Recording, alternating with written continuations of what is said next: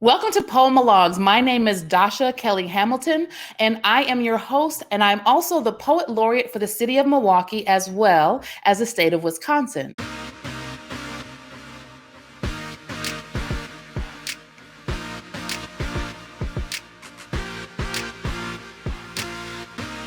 Poemalogues is an opportunity to bring familiar faces and some new friends together and to fall into a free-flowing conversation, and will land somewhere into the proximity of a poem. Now listen, this is heavy on the log, light on the poem. Poemalogues, again, is an opportunity just to talk.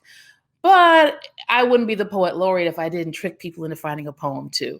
But today we are having no trickery. We are having a conversation about justice. And I asked, what is the first thing that comes to your mind when you hear the word justice? Now, for me, the first thing that came to my mind was justice with a small j in our interpersonal relationships. But I'll share with you the poem that I found later at the end of the program. But right now, I would like to introduce you to someone who I have recently been introduced to, and I think you're going to like him too. We're going to invite Mr. Branden DuPont to our screen stage. Hello, sir. How are you? Hello. It's wonderful to be here. Thank you for having me.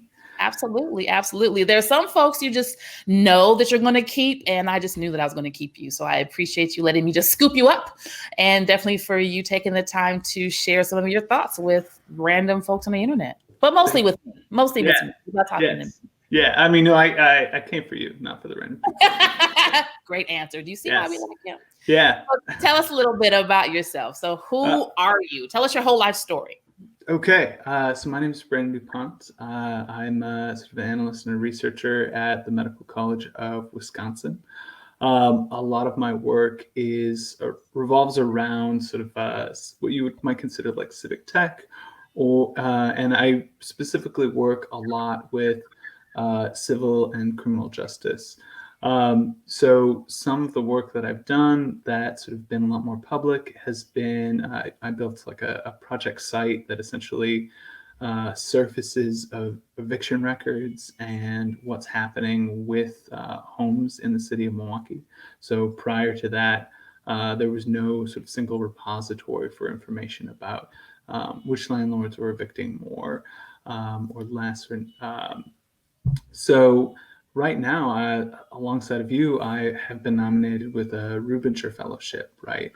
And my project kind of extends some of this work that I've done on evictions, and it's really about demystifying property ownership. So in Milwaukee, and this is true for other places in the country, oftentimes property ownership is hid behind multiple LLCs. And it makes sort of understanding who owns property in the city of Milwaukee, especially in poor neighborhoods of color, really difficult, right?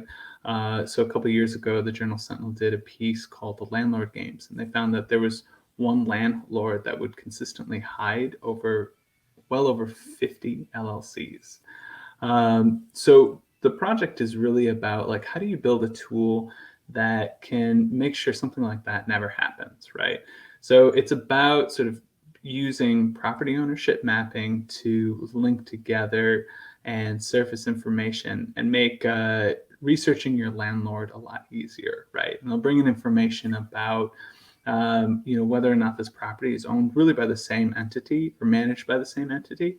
And then also bring in information about, code violations, evictions. How often does this landlord evict, right? Are they pretty quick to pull the trigger, right? Because we know that it's not equal around the city of Milwaukee, right? Like if you are able to live in like public housing, that's an eviction rate of about like 1% of those units will have like an eviction, right? Mm-hmm. 100 units in a given year, about 1%. If you look at a home that owns by Barada, those big boulders, about in many of his properties, about 50% of his units on average over 5 years will have an eviction filed against it. Well, interesting. Yeah. And curious. Mm-hmm. Right. So in my head, I have the book Evicted. Yeah. So I had a chance to read that, and I had someone describe it as brutal. And I think that's a really fair way to describe it. Not his writing, but just the content, the reality of the the predatory nature, the inequities you're talking about. But on the other hand, you also hear the news of people who own properties as side income, not able to collect said income. Yes, there's a pandemic, and I understand and support the reasons for that, but it's still their side income. They have yes, you have these enormous companies that own property, but then you've got, your cousin who owns a duplex or who owns a couple of pieces around town. And they're not in the same category. So, but on both sides, it's problematic. So I'm thinking of my young people who, at the time when they were going to get apartments and they needed someone to vouch for them. As the voucher, I was put through the ringer. So I can only imagine what people are going through just to get the apartments in the first place. And you add to that, I need to also research whether or not who owns it and the landlord and the LLC. As a renter, is that helping me or making this harder? Or give that to me in a pedestrian scenario. Yeah. So, I think there's a lot of different audiences that will use this, right? You can have, like somebody who's doing the work on a regular basis, like a housing attorney, right, at Legal Aid or Legal Action, right, who's has a really deep knowledge of the system and can use a tool like this a lot more effectively. But there's also somebody who's just like, maybe they've found some things about their apartment that is really difficult. So maybe they work with, like, they've been at Zolper, right? And they found that, like, Zolper is, like, not great at responding to requests to fix the property, right? They might go to the site and see that, like, not only do they not sort of fix up their property, but, like, they haven't had a building inspector in, like, a couple of years, right? And maybe they just want to know, like, okay, if I'm going to find a rental apartment again, I just don't want anything that's currently managed by Zolper, right? And I'm going to try to find something that isn't there, right? Like right now, that would be really difficult to find that information. You would have to look up an address. You would have to go to Wisconsin Institute of Financial Institutions. You'd have to know that, right? And then you'd have to search that address, right? And then you have to see who's the registered agent, right? And you have to know all of those, like, very detailed pieces of information to get at what should be a simple question, right?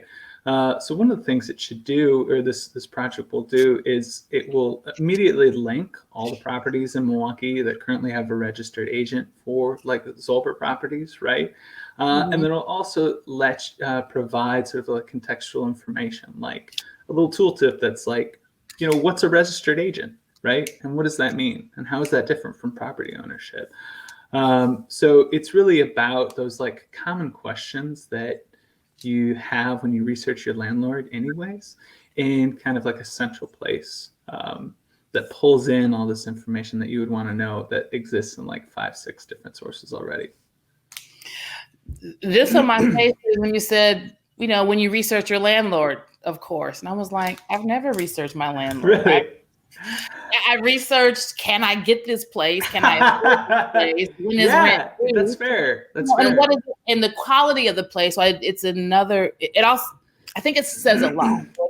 Because I'm distantly informed by just having read Evicted and just kind of paying attention to more of the justice conversations around renters and renters' rights and property owners, challenges, that there's a property owners association, of course. Yes. Who knew? But if you're not in that world, these things are just surprising in a lot of ways. And it just speaks to how complicated and fraught yet another system would be. But tell me this though. I mean, how did you have an awful landlord? What of all the things to apply? And not that this is important, but I'm just curious, how would you fall into this as your mission? That's great. I love that question. Who hurt you? We're going to get to the heart of it, Branden. I'm here for you. Look, I think I come at this from a number of places, right? I originally, I find like a lot of value in sort of government work and nonprofit work, right? Because you're providing like a public good, right?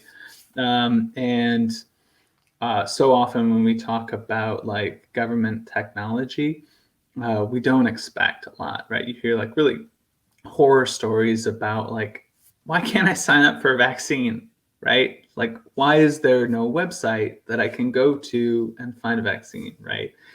And it turns out these are like really difficult, like tricky problems, and you have to navigate government systems and bureaucracy and politics, and then you have to be able to like afford a web developer that could make like 150 grand at Airbnb, or like 70 grand to work under like the government that's like underfunding and doesn't let them even use the technology tools that are like modern and to date, right?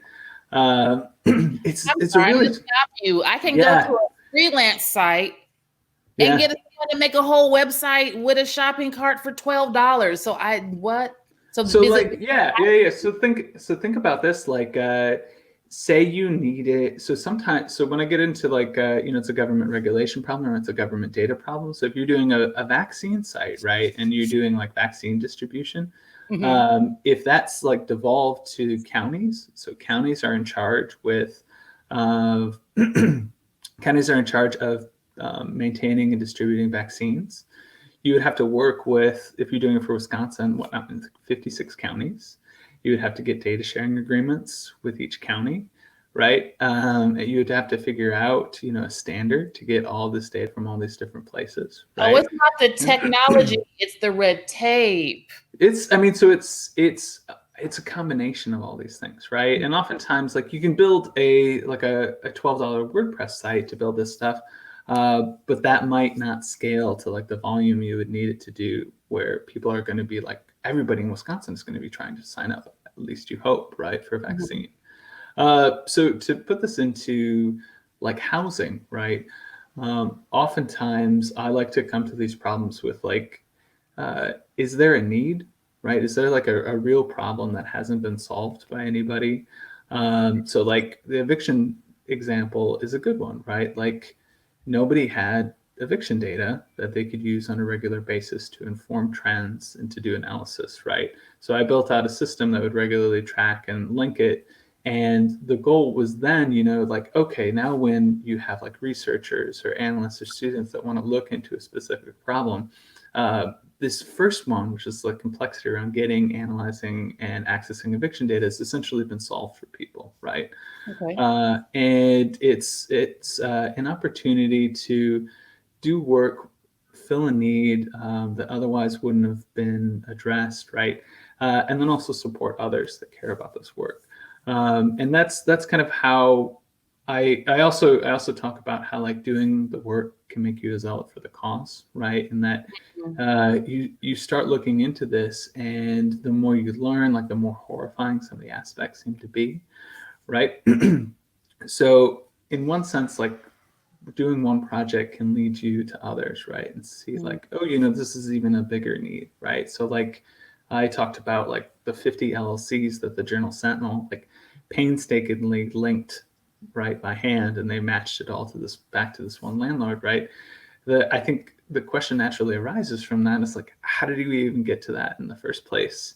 And what has been put in place to stop Yeah. that from ever popping up again, right? And to a certain extent, we have a legal regime that essentially says that landlords only have to list an LLC and a registered agent for an LLC, so they don't have to divulge property Is owner information. is this Um, unique to us, to our what? city? Is that allowance for property owners Yeah. unique to our city, or is this something that another Branden in another city, someplace in the U.S., is also landing on this challenge? So this gets into like also like a really like we have 50 states, right, and federalism, right? So you have this other question of like, how do policies differ, right? So for New York City, for instance, if you own a 4-unit home, you are required to list out a plurality of ownership in your home, right? So you can think of like maybe a couple, married couple that owns a home. Mhm. They're 50% owners, right? So they would both be required to be listed as owners of that property, right? Mhm. But say you're a large corporation, right, who's uses like single and two family vehicles that you bought up after the foreclosure crisis as a investment vehicle. In this instance, you are using, you'd have to list out like a majority of your stakeholders, right? In that instance, and you would have to list out that property ownership in New York City. So in Wisconsin, there were laws that were passed by Republican legislators that essentially gutted sort of the listing of property ownership requirements, and you just have to list what's called like a registered agent. I wonder if any of those lawmakers are property owners themselves. Yeah. Hmm. Yeah. Are you excited about the project? How long have you been on this? How much longer will you be on it? So I've been a couple months into the project now, and it's really been about sort of like securing some of the data sources that we have. So to get eviction data, you actually the Wisconsin courts charge you to have access to eviction data. So it's for like a normal company, it's about $12,000, $500 a year. Yeah, $12,500 a year. But you can get like a discount for, I think it's about around 6,000. To get information? Yes, to get data on evictions. Yeah. And yes. So thankfully, and I've been able to secure through the Medical College of Wisconsin and the hard work of our local community justice council. They've been able to support and finance essentially 3 years of eviction data at a discounted rate for the eviction project I mentioned earlier, and then to support other types of work like this. That is wild. Yes. I guess, at the same time, it's a reminder that there are tangles in everything. So yes. I had known nothing about this world, but there's tangles there. Dog grooming, I know nothing about that world, but there are tangles there. I appreciate that there are folks like you who are looking at the tangles that pedestrians would never think about. Just know that there's this part of our lives that could be better.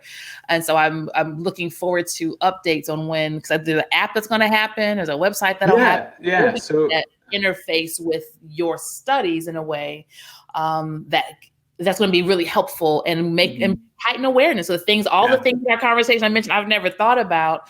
We can create this culture because clearly we'll all be better, at least on the consumer end, or especially on the consumer end, if we are exposed to those questions, if we are encouraged to add that to our filters when we're looking for a place, whether it's an apartment, condo, or a home. But I have to ask you, Branden, where did you come from? I mean, were you were you the researcher kid in school? Were you always curious about the how and why of things? Where did you come from, sir? Yeah, so I grew up in actually Washington County. Okay. Jackson, which is a small, sleepy little bedroom community. And then my parents are like, Jackson's too big. So they built a home in Allenton, which is unincorporated. And people are like, yeah, I think I've heard it as I'm like going to vacation up north. I pass it on the highway. I'm like, yes, that's it. Yes, there's 2 gas stations and a subway, right?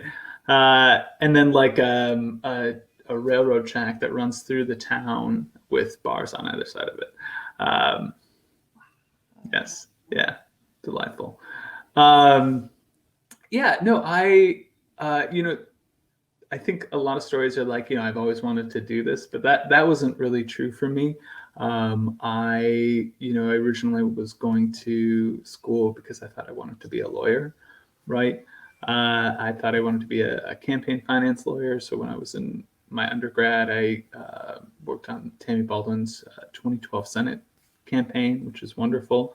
But as I did sort of more work and got more experience into some of the problems that the world face, I realized that maybe we didn't need another lawyer or researcher.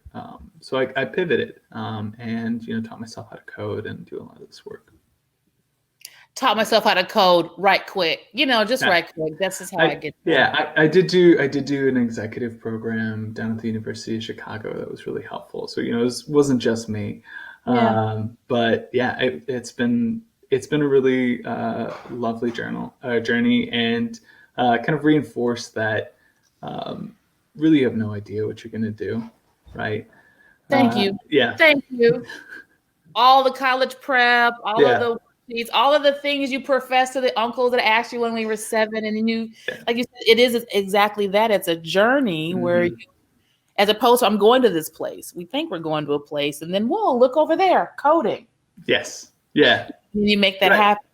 Well, tell me, how do you then enter this conversation of justice? I mean, with that background, especially having done political campaigns, and you're giving us a tool as tenants.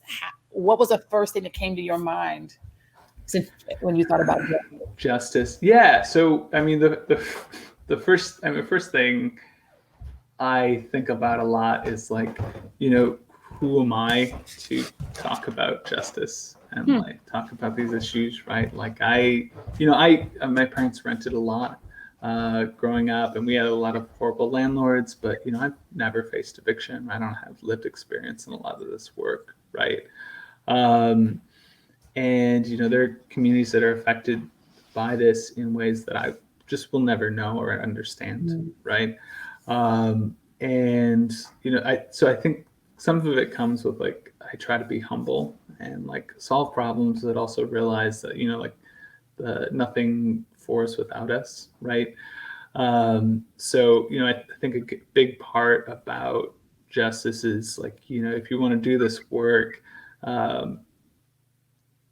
be humble, right? And then seek out people with lived experiences to evaluate your work, and measure yourself by like, am I doing justice by like people that are affected by this, or people that are in the know telling you that this is helpful, right? Ooh, you said a word.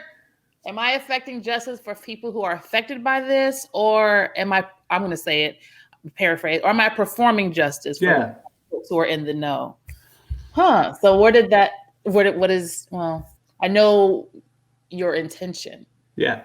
And I'm hearing you say that keeping humility in front of you keeps you off of a slippery slope, can keep us off of a slippery slope, where you are keeping the folks who it's for in mind.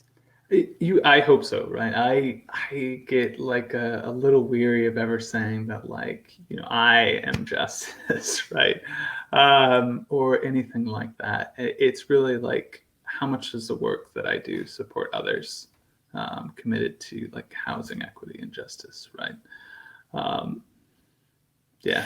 I would love to hear how you've landed on your poem. So before you Scavenger, is there anything that you'd have coming up, or anything that you like people to know about, or do you have a recommendation for a seasoning on popcorn? Anything? Do you have a final word for the good people? You know what? I was fortunate to work on a really incredible project that evaluated bond court and bail reform down in Cook County, Chicago. It was a project with professors down at Loyola, and they evaluated change in their central local work that shifted the presumption of setting bail to zero, right? So instead of your presumption being $500, it would be zero, right? And we found that this policy saved families in Cook County millions of dollars, right? It released a decent amount more people, but not that much more. But more importantly, there was no sort of discernible impact on public safety, both for the people that were released and then overall crime rates. And this report was cited in some work that was done and led by the Illinois Black Caucus in their legislature. And they recently passed an end to cash bail. If you can end cash bail in Cook County, that definitely sets a precedent that it can happen not just anywhere, but everywhere. Because for the percentage of people who are sitting in prisons because they don't have resources, financial resources to pay a ticket, a fine, or bail, outweighs the crimes that we're allegedly protecting society from. So that is, thank you for being a part of that. That had to be exciting. It was, it's good to know, like, when your work sort of like peaks, right? And just take that moment and to know that you were able to like be like a very small part of other work supporting, like a group of like really talented folks that have known about this problem, that have been affected by this problem for years, right? And have been advocating for it so long, right? But also to like elevate it, to encourage, Wisconsinites, other people around the country to like seriously consider policies to end cash bail and to look at the legislation that was passed in Illinois as an example. Goodness. Yeah. You say I'm just a small part. Well, we are all just small parts, and that makes us a really big machine. So thank you for doing that. So tell us about this poem. Okay. So this poem, I saw this quote, and it was about spatial justice, which I know another one of our Rubinger fellows talk about a lot. And one of the things they talk about is like justice should always punch up, right? And so when we were talking, you asked me to select it. You did punch up. So the prompt was essentially to Google punch up and poem. And it took me for the first time in a couple years to the second page of a Google result to find a poem. And it's called Fruit Punch Up 7 Up. So I don't think it has anything to do with anything we've talked about today. Yeah. We did that part. Yes, this Please poem. Read this poem. This poem is off a personal website. It's by Leanne Bridgewater. It's 11 years old. Okay, you ready? Yes. Okay, I can read this out. Fruit punch up, 7 up. Hit the berry in sleep, the state and where these voices keep. Pick up nightmare button, tons of buts, and because the dream was a must. Take me there, Holocaust. Casually has eaten forbidden fruit, taken to no man land, stuck on a poisonous island, where garble go to the garbage. Better hide your baggage and your transport horse and carriage. You've nothing to declare. Just notice that rock ain't an eclair, no sweet. The hard cream filling, succulent warm, chocolata, sea, rave, wave, weave, Chinese whisper, Marvel's travel message in a bottle through spirit. World said it was round, but you don't see a learning curve till this time 3 nests 3 years.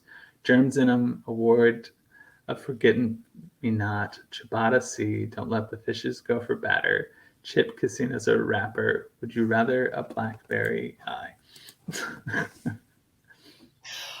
She dropped some wisdom. You know what? A rock is not an eclair. Take that with you. Take that into your life. I will. I really liked how it ended with a reference to BlackBerry, right? So a lovely double entendre back when people still had BlackBerry phones. Way back there. Hey. My family has a whole, don't get started, has a whole rib fest. I loved my BlackBerry phone. Oh, really?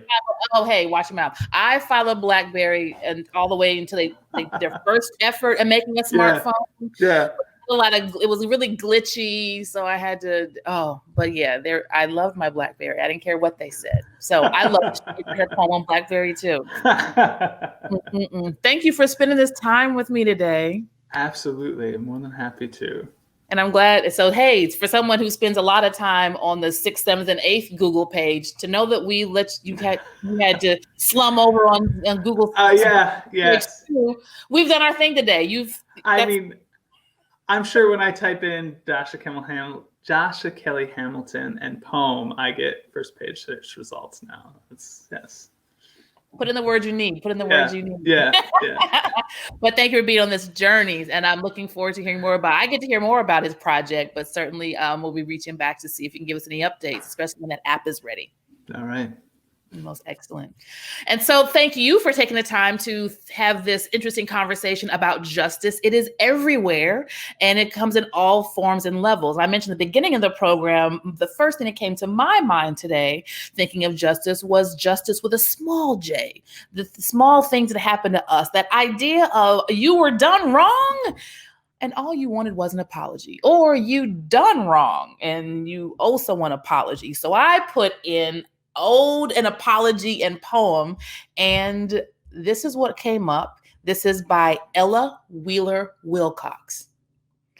There's one sad truth in life I've found while journeying east and west. The only folks we really wound are the ones we love the best. We flatter those we scarcely know. We please the fleeting guest and deal full many a thoughtless blow to those who love us best. So justice starts with you, starts with me, small j. I'm sorry. That was easy. Have an incredible day. Have a poetic moment, and we will see you next week for the next Poemalogue.